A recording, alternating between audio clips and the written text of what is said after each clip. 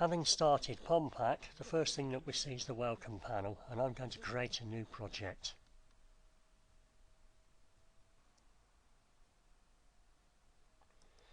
Normally you'd probably answer yes to this question because you want to create the analysis scenarios.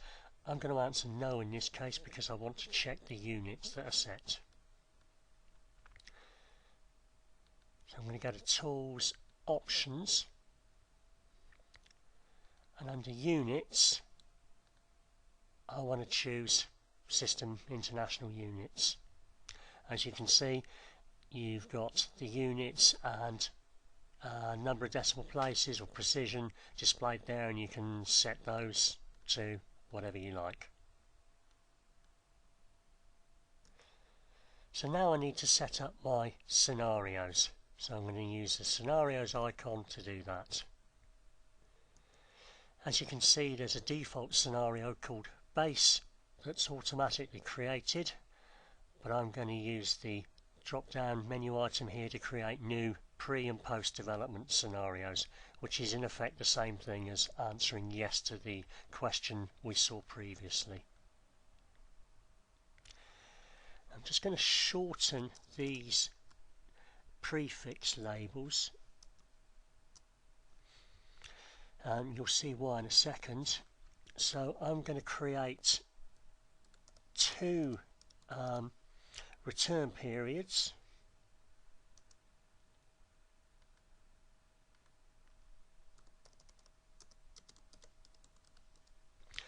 And what we'll then get is a pre-development and a post-development scenario for each of those two return periods. So we can see them listed in the scenarios box. So we've got two pre-development scenarios, 30 years and the 100 years, which is a child of that, and two post-development scenarios, again 30 years and the 100 years, which is a child of that. Just going to click on pre-development 30 years and click the icon there to make it current, so we get the tick box there. I can actually get rid of this base scenario now, I'm not going to need it. So that's my scenarios. So I'm basically saying here that I want to design and analyse my pond for a 30-year return period storm and a 100-year return period storm, and I'm going to try and make sure that the post-development scenarios do not cause an outflow which is greater than the pre-development flows. The way that we're going to specify the scenarios is to use hydrographs that have been developed from an external source. In this case, we're going to use the Revitalised Flood Handbook spreadsheet to develop our hydrographs.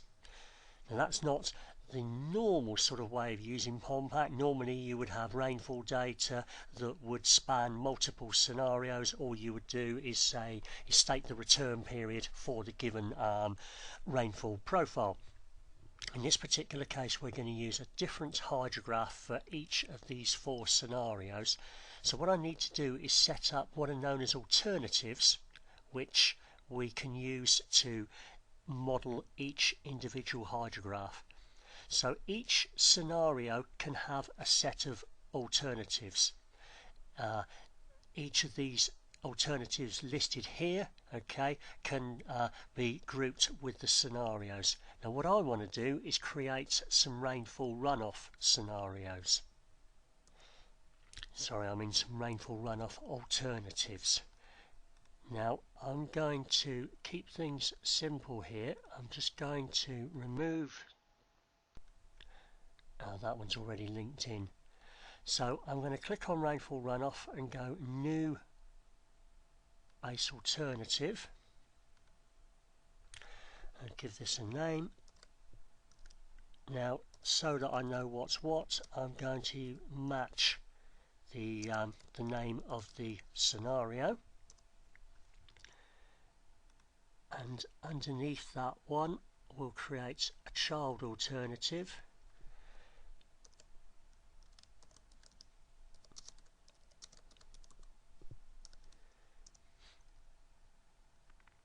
we'll create a new base.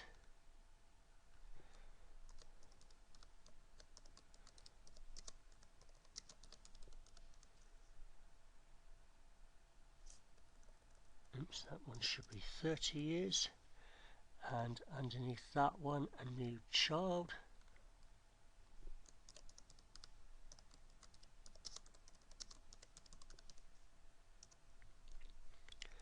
So those 4 rainfall alternatives are set up now, and I'm going to link them, each one of them, to the relevant scenario.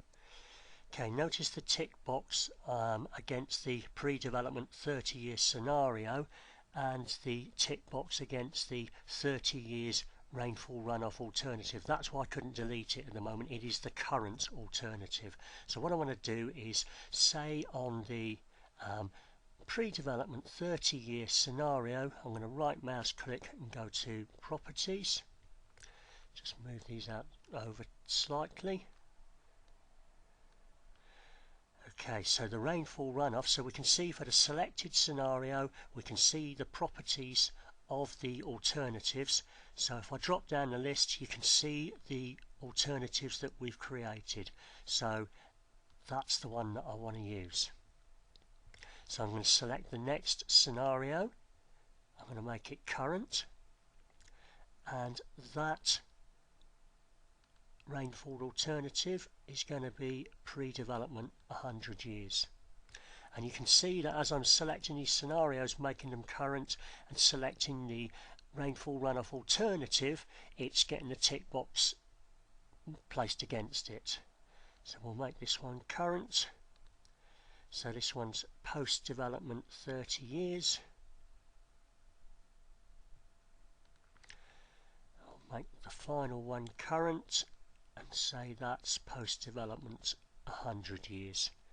So just to double check, I'm just going to move up through the scenarios, make each one current, and check that the correct alternative is selected. Now this default one that was created of 30 years is no longer used by anything, so this time I'll be able to delete it. So there we go. We've got 4 scenarios that we want to analyse, a 30-year and a 100-year pre and post development event, and we've got a rainfall runoff alternative associated to each one. And this is because, as I say, we're going to use a hydrograph from an external source to model each of these 4 scenarios. Now I've got the scenarios and the corresponding alternatives set up, I can start to create my pond design. Now, so here's the scenarios listed here. Okay, so the first case I'm going to create is pre-development 30 years, in other words the existing situation for a 30-year storm event. So I'm going to select that, so that's the current scenario, that's the scenario that I'm going to model. First thing I want to do is create a catchment. Now I don't need to worry about the physical area of this because we're going to attach our own hydrograph to it. So I'm just going to hold down the control key and click on the catchment icon there. Now when I click, we just get this shape, okay, and it's just a graphic, it's not a correct spatial area, so just a shape to see what we're doing, and I'm going to click to place that. So that's my catchment that we're going to attach a hydrograph to in a moment. And I also want to create an outfall, so I'm going to click the outfall icon and I'm going to place an outfall down here somewhere. I'm going to go back and select my catchment, and in the properties the catchment outflow node is set to none, so I'm just going to drop down. It says select from drawing, so I'm going to pick the outflow node. Whilst we've got the catchment selected, we can see in the properties, the runoff category, that the runoff method is unit hydrographed. Now we want to change that because we're going to fill in, or we're going to supply our own hydrograph. So I'm just going to select user defined hydrograph, and I'm going to create that hydrograph. So here we have the revitalised flood handbook spreadsheet, which I'm going to use to generate the hydrographs. Now in this spreadsheet we've loaded a CSV file that we've obtained from the Flood Estimation Handbook CD-ROM. Now notice the area here, this is a complete catchment that we've loaded up, so we are going to get some very big volumes. Now I'm going to simulate the pre and post development situations by adjusting the variable here. I'm just going to drop this one, the value of this one down. Okay, so as you can see with the lower value there, we're looking at an essentially rural catchment. So I'm going to go to the rainfall tab and look at a 30-year storm. Okay, I'm going to leave that as summer and leave the models tab as it is. Go to results and run the model. Okay, so we see on the graph here the total flow hydrograph in blue. Now to improve accuracy, I'm just going to highlight the cells here and just go and add a decimal place. Okay, right mouse button and copy that information.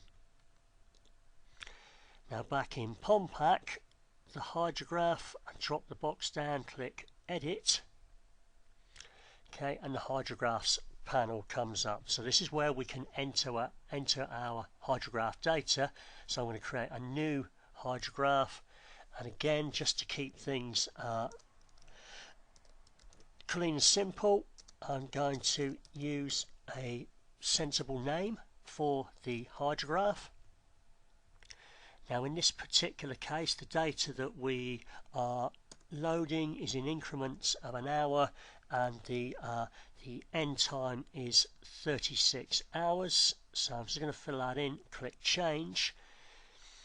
Okay, so we've now got a grid available here with showing time and flow. Now if I just click flow there to highlight that column, now I can't use a right mouse button paste, but I can do a Control V just to paste the data in there, and you can see that we've now got the hydrograph. So I can close that panel. Now that that hydrograph's created, if I drop down the box, we can see that we have that hydrograph available to us to select. Once I've selected that hydrograph, I can use the validate option here, which just checks the data, and the compute option to compute the results, and then I can right mouse button on the catchment and go to the graph option. So pre-development 30 years is the scenario I'm working on. I want to see a graph of the catchment flow. So click OK, and there's a graph. Now that graph is actually ending after 24 hours now, and my ending time period is 36 hours. So I just want to go to analysis calculation options, click on base calculation options, total simulation time, I want to change that to be 36 hours. So if we go and redo the graph now,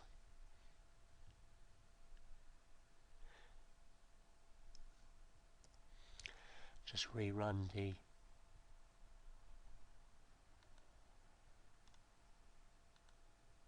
go back to the graph, and there we go. Okay, now that I've rerun the results, the time axis is up to 36 hours. So that graph's directly comparable, obviously, to the data we obtained from the spreadsheet. So that's the first scenario set up. We have a catchment area, we have no pond, it's for the 30-year storm. So I'm going to go to the second scenario now, pre-development 100 years. Select that. So now I want to define my second hydrograph. So I'm going to go back to my spreadsheet, leaving this essentially rural, as I say, just to sort of demonstrate the way that we can get different hydrographs, but change the return period up to 100 years. Back to results, run the model. Again, I'm just going to increase the number of decimal places and copy that data. So the 100-year pre-development scenario has inherited the 30-year hydrograph because the 100-year pre-development scenario is a child of the 30-year pre-development scenario. So we want to say that we don't want to use the 30-year hydrograph. We're going to create another hydrograph for the 100-year storm. So again, I'll give it a name so I know which one's which.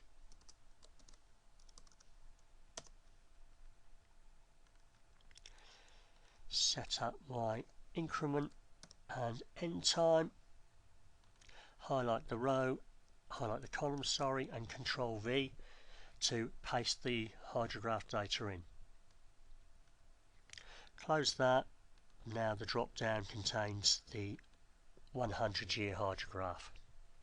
So if I just flick back now to pre-development 30 years, you can see that's got the 30-year hydrograph. Pre-development 100 years has got the 100-year hydrograph. So now I want to work on my post-development scenarios.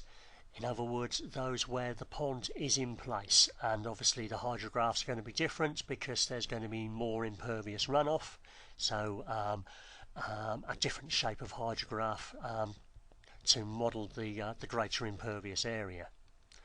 So I'm going to choose my first post-development scenario, so post-development 30 years.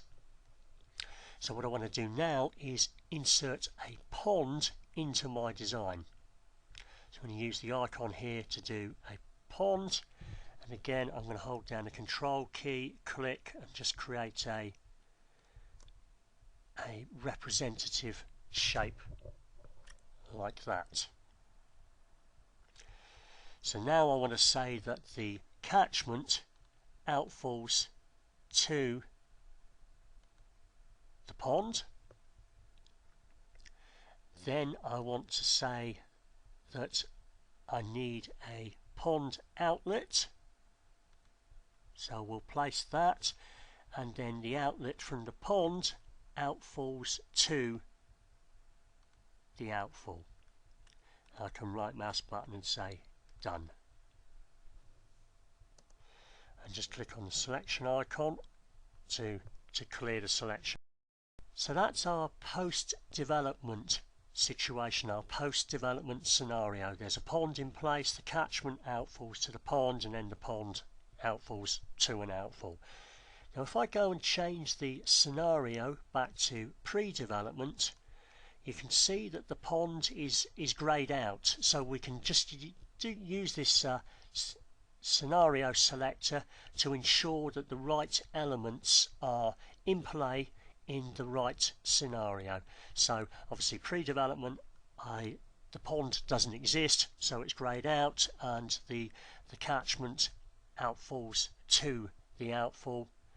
Post-development, the pond does exist, the catchment outfalls to the pond has an outfall that outfalls to the outfall, or the watercourse, or whatever it is. So it's worth just flicking between the scenarios to make sure that the right design elements are in play at the right scenario.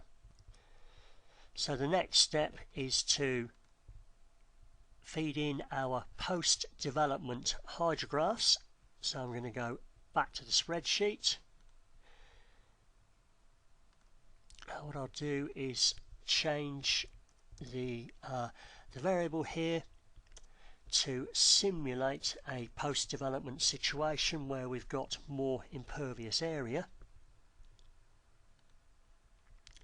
I'm going to do the 30-year return period storm first. Results, run the model, set my decimal places again, copy that data. So we're in post-development 30 years, hydrograph, edit, new hydrograph, same workflow as we've been using before, just name the hydrograph sensibly. So 1 hour increment, 36 hour end period. Select the column, Control V to paste in the data. Having done that, we can go and select post development 30 year. So that's 3 of our 4 scenarios. So the final one, post development 100 years. So we'll go back to the spreadsheet, change the return period, rerun the model,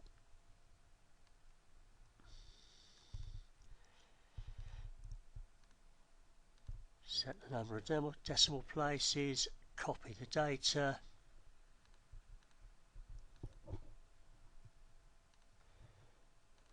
create the hydrograph,